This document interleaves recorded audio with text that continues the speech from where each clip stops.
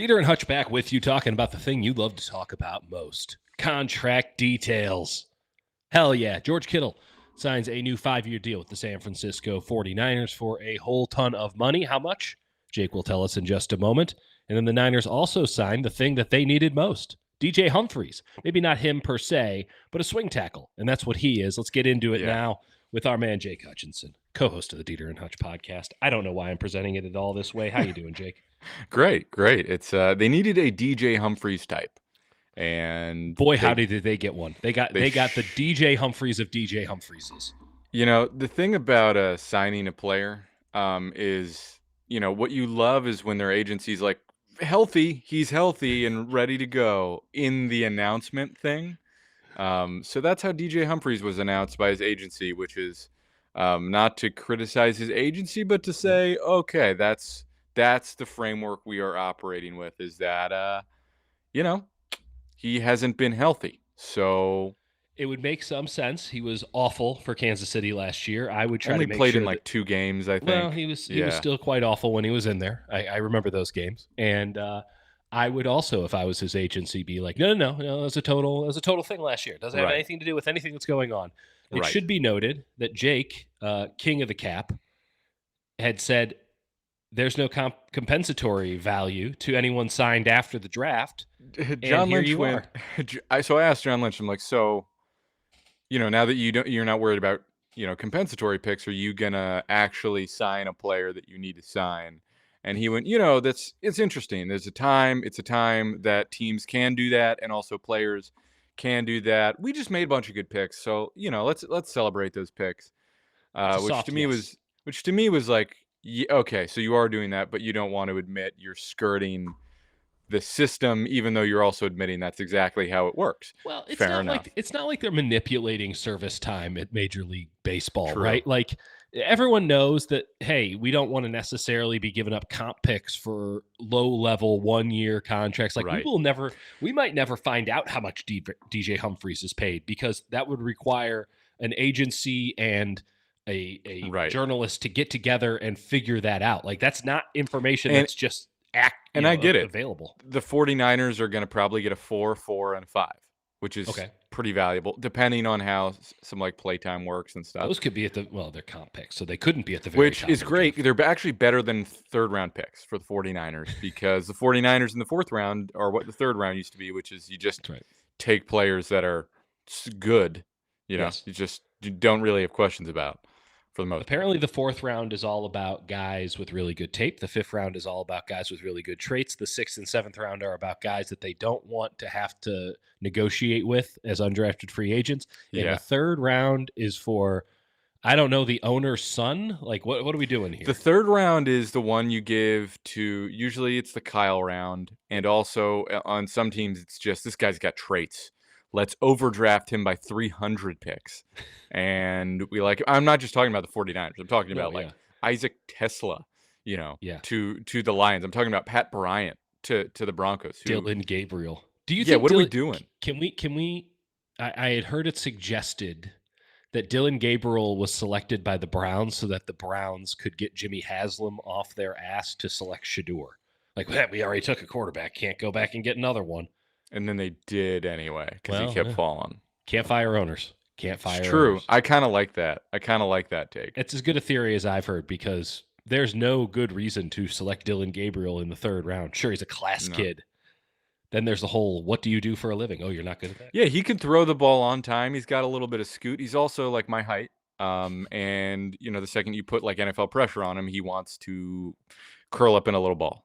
That's right. That said, he did. Do I.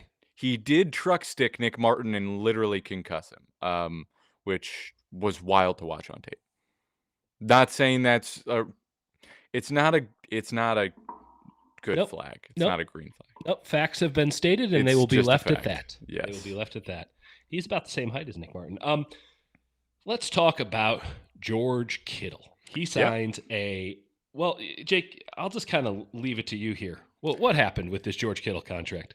It's honestly pretty straightforward as far as the 49ers go. 4 year, it's technically like a 5-year deal, but it's funny because they gave him the money where it puts him over Trey McBride at, I think The it's 19.1. 19.1, but in reality, it's actually 18 million a year in new money. So he's got that funny money like last contract year. Parag, you've done it again, you sly So son bitch. he kind of did. I will say, this is as straightforward as it gets for the 49ers, which is not to say it's straightforward. My takeaway from this is, God, tight ends are undervalued. Yes. You get tight ends. You get the best tight end in the NFL. George Kittle's clearly the best tight end in the NFL. He's 31, going on 32. I think you can bet on at least another 2 good years, which is what the 49ers are betting on, right? They're locking it in for another 2 years. It's a deal that runs until 2029, I think. But it's basically you get 2025 and 2026, and Kittle goes from a $15 million last year to 2 years and $33 million pretty much locked in. Right. And then realistically, he's getting another $7 million if he makes a Pro Bowl or has like a decent year, which George Kittle's going to stump for himself. He's going to make a Pro Bowl, right? Let's get out ahead of it. I mean, George Kittle. First off, George Kittle will probably the Pro Bowl is so meaningless. Good work by his agency to make Pro Bowl the standard and not All Pro or anything like that. Well, All Pro's in that. All Pro's in that. If he makes a Pro Bowl or Pro, there's like 9 different categories. Well, I mean, Tyler Huntley should have been like, what if I got Pro Bowl put into my contract? Because you would be golden, buddy. Right. So there's a bunch of different ways that he could get it, but it's probably more like 2 years, 40 million, fully guaranteed. So he's locked in for 2025. He's locked in for 2026, and then 2027 is like probably likely he's still on the roster. Because they're not going to save a ton of money by cutting him. And do you really think the 49ers, the San Francisco 49ers, are going to find a tight end that's better than George Kittle? A team that, for the life of them, cannot draft one that's even a remotely well-rounded player. So I'm going to bet George Kittle's on the roster in 2027. Yeah. To be specific, we're looking at a chart you put together here, which is deeply unhinged on the YouTube stream. Estimates. Yeah, it is. Thank you for the unhinged over here. I appreciate that. Yeah, so it's I'm gonna say I'm estimating it at like $3 million in savings in 2027 if they cut him, which is not much. That's cap savings. There's a big difference between that and cash savings. So this is a number that I just came up with. And listen, I might have to redo the numbers on this, right? But like cash savings goes back to like Jed York, right? And all these players the 49ers parted with, where the 49ers didn't save that much on the cap. But going forward, they don't have to pay out those future years, and you avoid, maybe some option bonuses and other stuff. So like if Kittle was cut in 2027 and you're not paying before 2027, so after the 26th season. Right. And so you're not paying his base salary of like 17 and 27 and 28 and 20 and 21 and a half in 2029. They backloaded a contract, gave it option years and like 5 different trap doors. So that's also not great work. I disagree. It's great work by the Niners. Yeah, it's great work. Yeah, it's great work by the Niners. I feel like Kittle could have got more money, if I'm being honest. I don't think, again, tight ends tricky, but like for the end in the NFL, I guess injury concerns are a thing. You take the money that's on the table. I think he wanted the term. The problem is it doesn't appear as if he actually got the term. I think what he's betting on a little bit is that the 49ers are going to convert, so that you'll see in the option bonus category, none of that's locked in. They have the option to convert base salary into option bonus up to that amount. So I think what Kittle's like betting on is like, I'm going to be good enough. They're going to bump a bunch of that money down the line and just convert it. And I'm going to get some guaranteed money out of it because, who are they going to find that's better than me? But if they were to cut him in 2027, they wouldn't have to pay $51 million in cash. Future cash savings. Yeah. Right. Over 2027, 2028, 2029 base salary. And this is the argument for why they cut Leonard Floyd, which is it doesn't really affect us that much on the cap, but it does save us $10, $11, $12 million in cash. Right.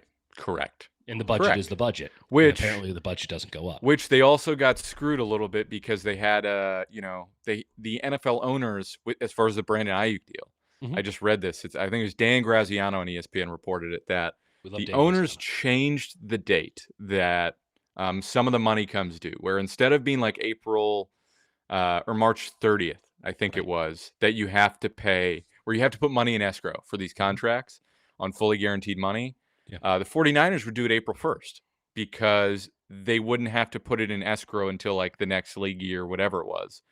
But the league Oh, changed it that's super interesting. because they changed it to April 8th because they're getting new TV money in and they wanted to give owners that TV money to pay out some of the contracts. But the 49ers, because they made their dates April 1st, had to pay out that Ayuk money, which is part of the reason they were so desperate to try and get away from it. So that's Oh interesting. man, I wish I knew that before. That's really interesting because Yeah, it was it's yeah, been obvious from a million miles away that Jed was just trying to shed cash. Which, by the way, like I'm sure they have a certain budget. I advocate everybody to have a budget. Nothing wrong with budgets, but like I don't know, you're running the 49ers right. and you should be making money hand over fist. You don't pay for your stadium. You're getting a Super Bowl. You That's what I wrote like yesterday. If you didn't read it, the first column for SFG, I pointed out that like they have to put the money in escrow for Kittle. Mhm. This 40 million goes into 80% of it escrow. has to go into escrow. Right. So of the guaranteed money. Correct. So Fully guaranteed. Yes. yes. So that goes into escrow. Same thing when they extend Warner and Kittle, or I mean in Purdy.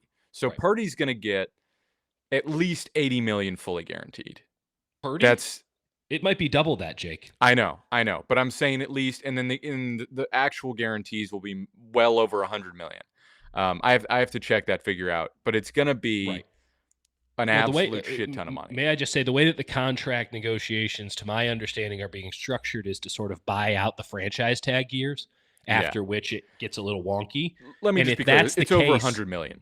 yeah, guaranteed. like so we're talking at least 80 million in escrow, perhaps 9 figures in escrow.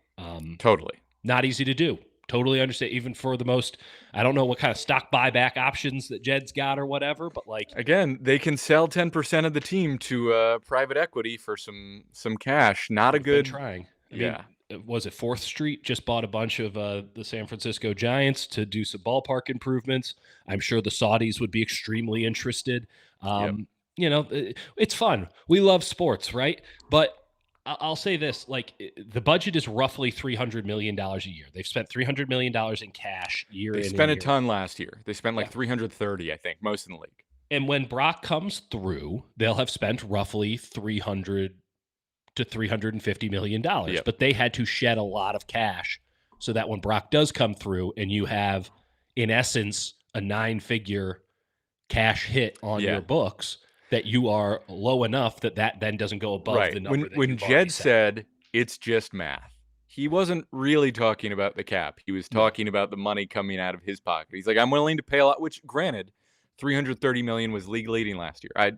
He has invested, Yeah. but it's like Lacob, like he was like, I'm not willing to do it if the results aren't there, which I think is fair, but it's also it was misleading that the reasoning behind it was, oh, it's the cap, their financial realities. They're different financial realities, at least the way you've set it up. It's just not the ones that, you're sort of positing to the fans are necessary. Right now, the Buffalo Bills lead the NFL in cash spending at $326.7 million. The 49ers are just below the Raiders, which is 1, 2, 3, 4, 5. So they're bottom, certainly bottom 7 at 243. I mean, it might bump them up to number 1 when it's all said and done with Purdy. Yep. The question is, it probably will. It probably will with Kittle and Purdy and Warner. And Kittle, I don't believe, is represented in this number on overthecap.com as we currently No, see. he's not yet.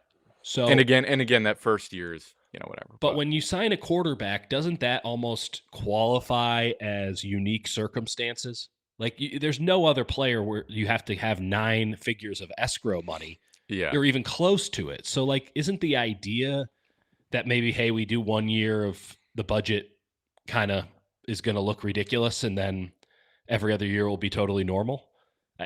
Maybe that's not fair. Maybe the Chiefs don't do it that way. Or I think that's probably how they're looking at it. I think they said, all right, we didn't get the results. I'm going to have to put a lot of money in for Purdy. Let's clear house on a lot of this money that these players we don't like. Maybe we can just get it through the draft. And again, like I think what You're was you're really not you're suggesting yeah. this like a hypothetical. This is exactly what No, they no. did. Oh, yeah. No, it's not a hypothetical. Okay. Yeah, it's what happened. And I think the most telling part was what Kyle Shanahan said, where he said after day 2, where he said, "I basically couldn't sleep. I was stressed out." Um, because he basically told John it was the first time he could breathe because they had so many holes on their roster and he'd never seen that many holes going into the draft. Yep. And that was their approach. And listen, again, I think we're both in the same boat of like, could they be frisky this year? No question. Are they threading the needle? And it's going to be tough to actually compete. It's going to be very tough. I It's think going to be it's extremely yeah, tough. it's a setup for 2026, and it could get sweaty if some of these draft picks whiff, and some seats get a little warm unless there's just full assurance that these guys are locked in. I think Kyle for sure is. There's not even a question that he's in for 2026 unless it goes totally sideways. No, they'd fire John first. I agree. As it stands currently, I think they got 3 starting defensive linemen in the draft in Williams, Collins, and West. They probably got at least they play a lot of base. Yeah. I don't know if that will be the case again under Saleh, if that's adapted or not. They played a lot of base with the Jets the last couple of years. Like Nick Martin's starting somewhere. I don't know if it's Sam or if it's at Will, but he's starting Yeah. somewhere.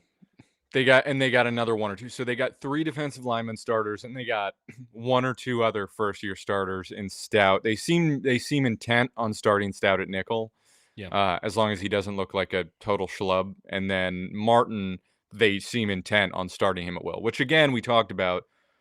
Even if the guy's like not performing, the bar is pretty low, so you Yeah. can start guys even if they're not quite there. They But it if might they take were time. to go that route, they would start one of the 3 Treys, Trey Brown, Trey Avery, or Trey Tomlinson in all likelihood at the other corner. So pick a Trey, any Trey, and that's who you got. Yeah. Safety is a tough look right now. Safety's really bad. I think they're going to do the thing they do where they late in the cycle keep looking at safeties and then sort of like don't bring anyone in and just say, they're going to bring like a couple different veterans in. One will get cut during camp. They'll bring another one in, and like a Tashawn Gibson clone, a 33-year-old safety who's hanging out on the street will find his way in and steal a roster spot. Just on the Kittle thing, I do want to say like most undervalued position in football, tight end. At least in terms of contracts. I think it is the biggest bargain. Tight ends do the most in the league and get the least compensation. Granted, the gap between a top tight end that you're paying and like a starting caliber tight end who's not very good is monumental. There's some really bad tight ends in the league. But what you get with even like a decent tight end, the value where you're an extension, if you're a team that actually uses it properly, where it's an extension of the offensive line and they're a receiver, like Kittle being wide receiver, I looked at it. Kittle is basically just ahead of, who's the guy? Where is he? Can you give me any descriptor whatsoever? I'm finding it. I literally have it written down. Oh, good job, This is Jake. Christian Kirk. Christian Kirk. Christian Kittle Kirk is paid a being lot of money. paid. Kittle's being paid as like wide receiver 22, and in new money, it's even less than that. Right. So that to me is kind of insane, right? That the top wide receivers are making 40 million. Like, is Jamar Chase really worth double a George Kittle? No. I don't know. Jamar Chase is pretty sick. I probably would have used a different example. But I'm saying that's more than twice what it is. How much? That's like the yearly Brandon Ayuk's getting paid what? 30. 50% more? 30, but not really 30. It's Yeah, it's like 50% yeah. more, I think. Yeah, is fair. that's roughly right. That doesn't seem right, does it? No. No. George Kittle should be making more than Brandon Ayuk without question. And here we are. So that's mainly my point. It's a good point. The only umbrage I would take is that there is a position that is less valued than tight end, more inappropriately valued in safety. The safety market is it got a little bit of a bump this year. I mean, I have it up here on the screen. Of the guys who are still available, Justin Blackmon, Justin Simmons, Quandre Diggs is still available. Chuck Clark, Jordan Poyer. But like safeties, the top safeties are making, I think, more than what tight ends are. Let's see if that's true. Kirby Yeah, they Joseph are. makes They are. 21-2. And Safeties are then making more than tight ends at the top of the market. I Trayvon think tight ends have Moehrig. a better middle class than safeties. Actually, it's not true. Safeties are just generally making more, um, I've which added is all of them bizarre. on They, APY or what?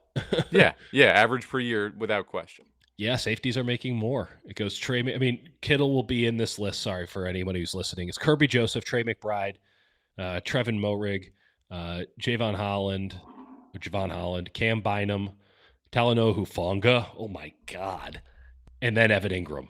Yeah, Oh, and yeah, I don't think you I literally took just into full account how much money you Talanoa look, Hufanga got. Dieter. You look at the franchise tags for, let's say, just go to 2026, right? It goes after corner, safeties at 21.5, tight ends at 16.4, and that's not factoring in Kittle, so that number will go up a little bit. Running backs at 14, and then you get to special teams. But like safety is tight end is the second lowest position in the league, which is crazy to me.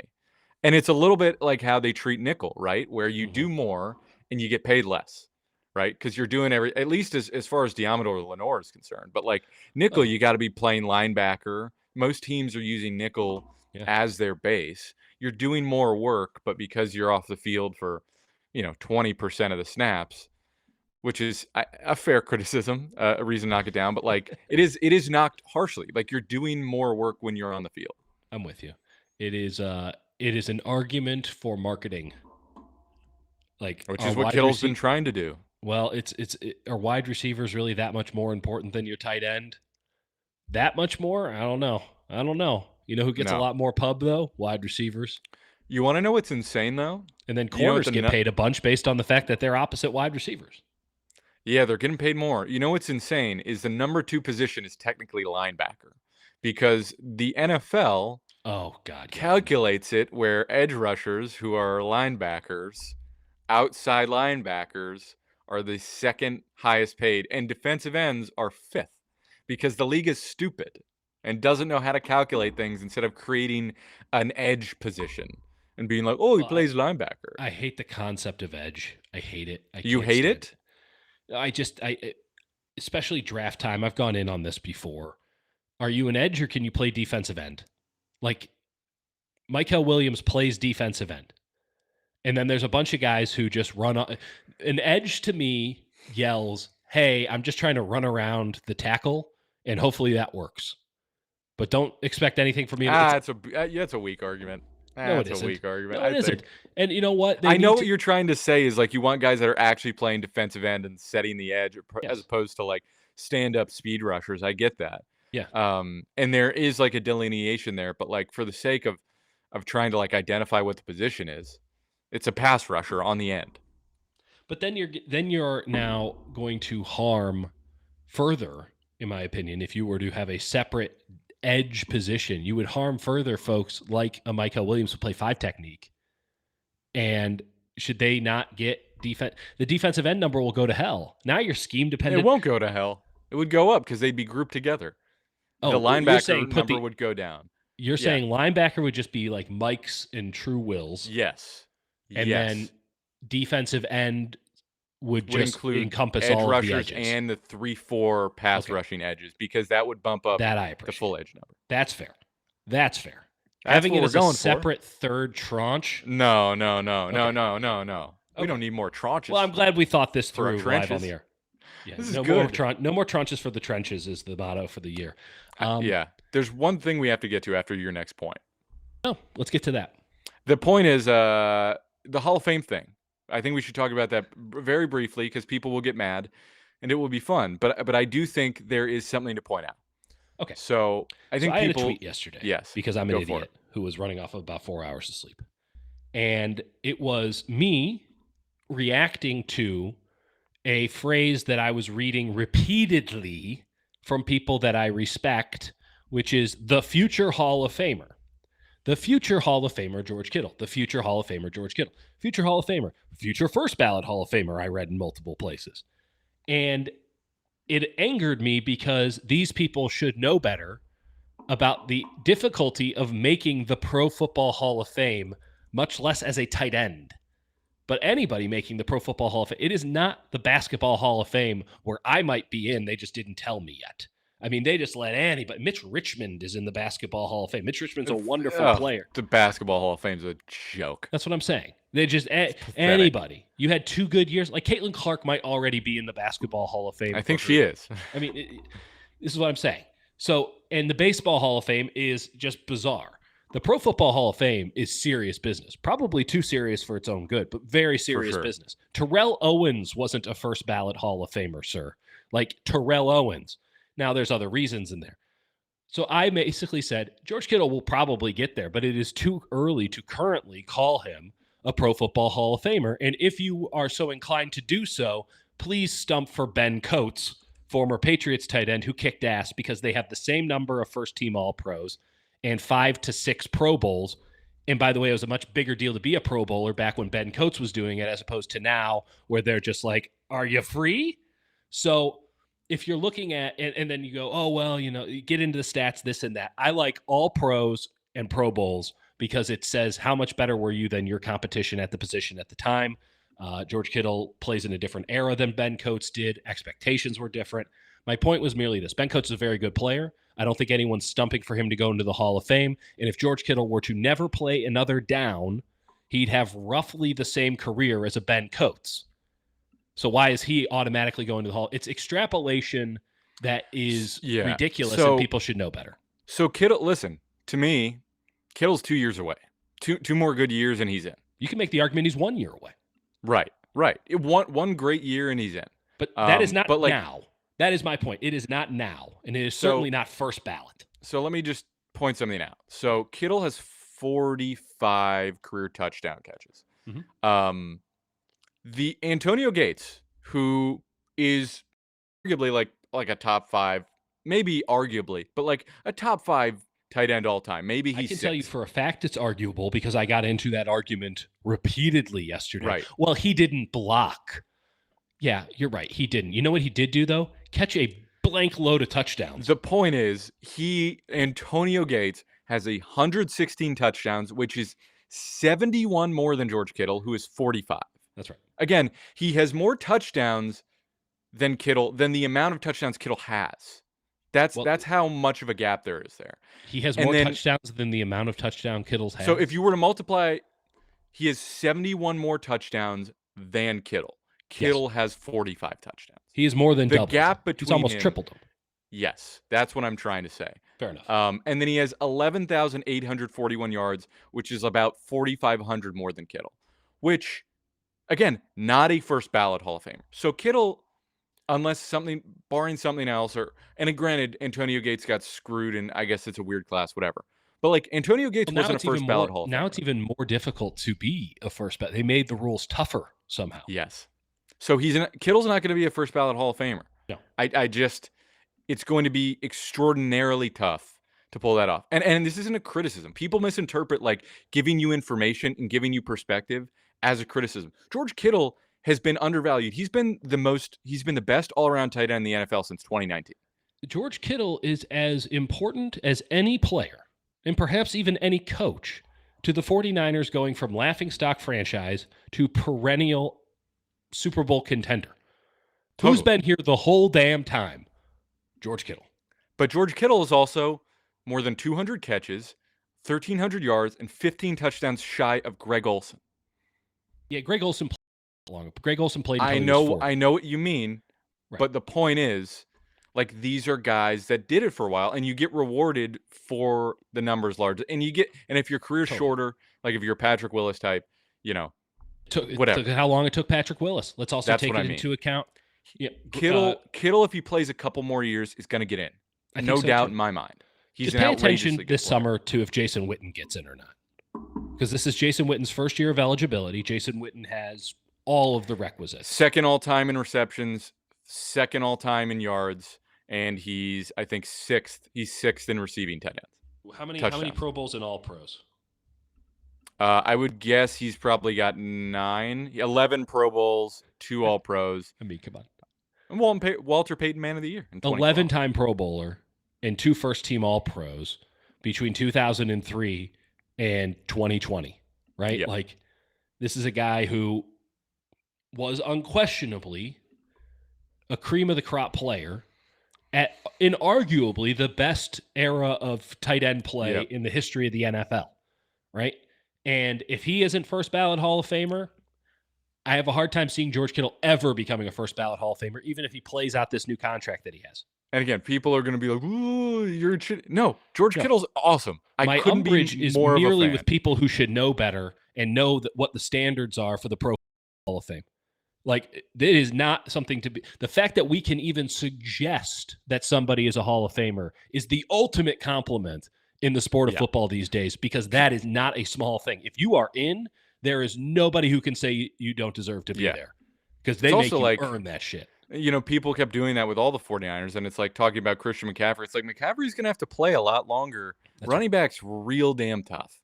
There's nothing wrong with being a very good player in your era, but to be an all-time great in the sport of football, someone who is in the Pro Football Hall of Fame, requires longevity, peaks.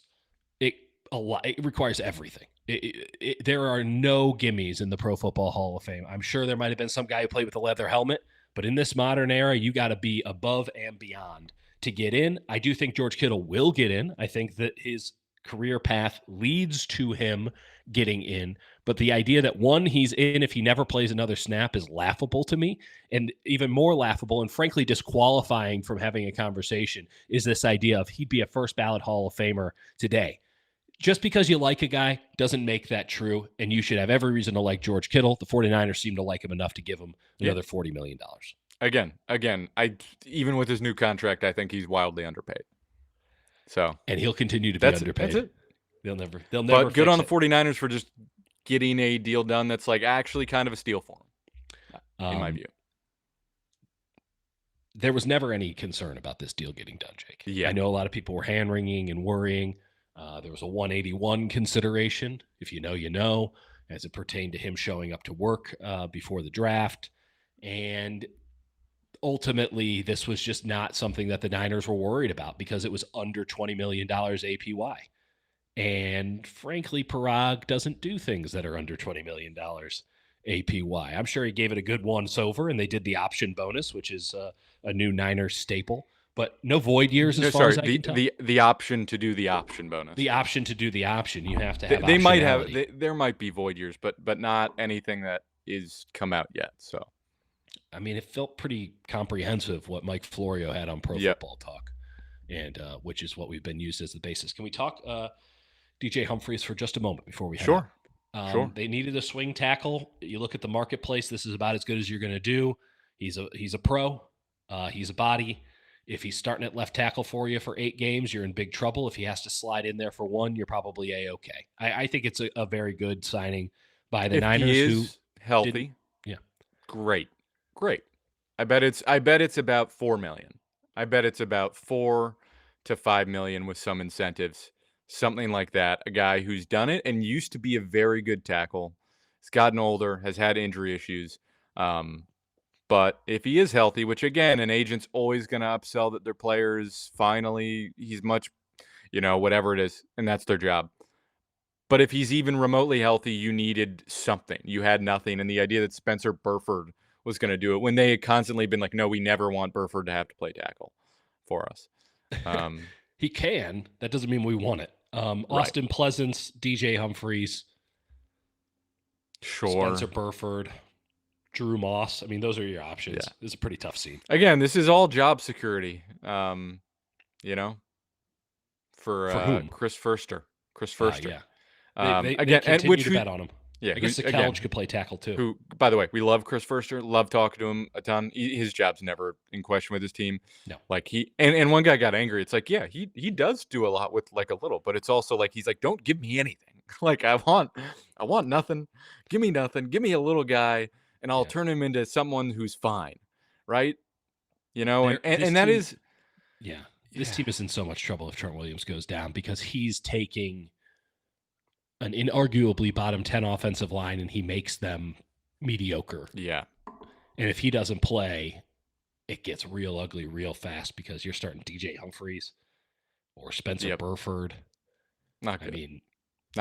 It'll be interesting. Also, first time in forever that they haven't had Jalen Moore So DJ Humphries, I imagine, is just going to get all the reps at left tackle in training camp. So congrats to Michael Williams for winning training camp. Yeah, we'll see. We'll see. That'll be yeah. Yetur Gross-Matos is everyone's going to I'm calling it right now. We're recording this on April 30th. Yetur Gross-Matos is about to get so many puff pieces written about him in training camp. Has he turned the corner? No, he's getting around DJ Humphries. That's what people do. Just yeah. All right. We'll see. Jake, tell the people about the Hutch Report. Yeah, follow me. It's in all of our information below in the description. It's right here on the bottom of your screen.